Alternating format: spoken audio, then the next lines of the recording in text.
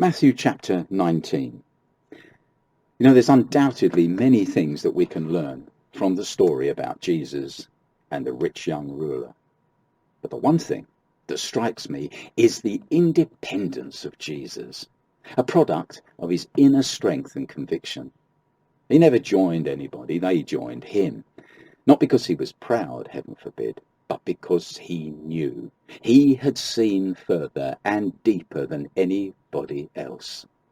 So maybe I should just say that he came from glory into this place.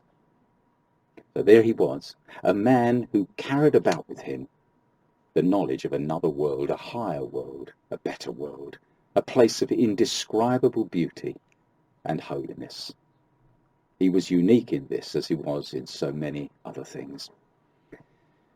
Now, the amazing thing was that Jesus loved deeply and valued friendship and kindness. Nobody valued it as highly as he did. But he never allowed affection to nudge him off course, to come between him and his faith, his convictions, his destiny.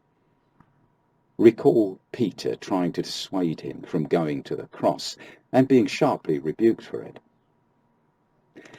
Now, where does the rich young ruler come into all this? Well, he ran to Jesus. He ran to Jesus. And he kneeled before him and asked, "What must I do to inherit eternal life?"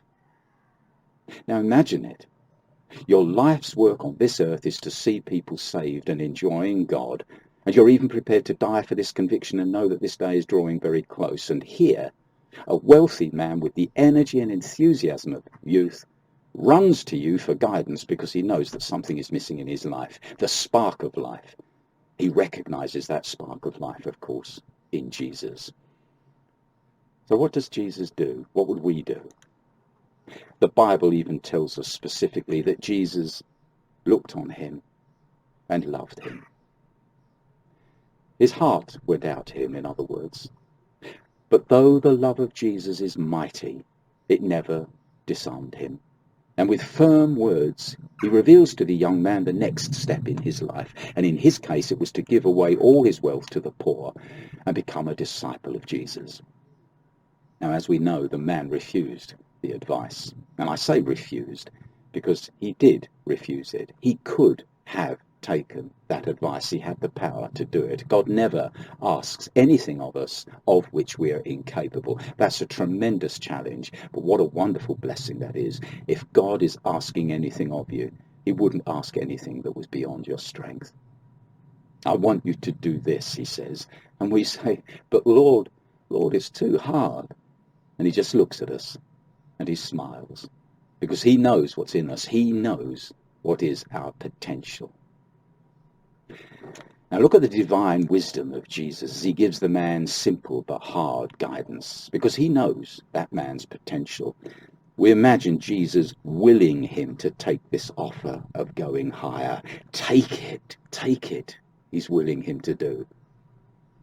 But look at the divine strength of Jesus as he watches the man refuse and turn away. He loves him, but he refuses to compromise the truth because he loves him. There is divine faith at work here. Maybe Jesus knows that there will be another opportunity for the young man, maybe after Jesus' death and resurrection. We like to believe so, and maybe it was so.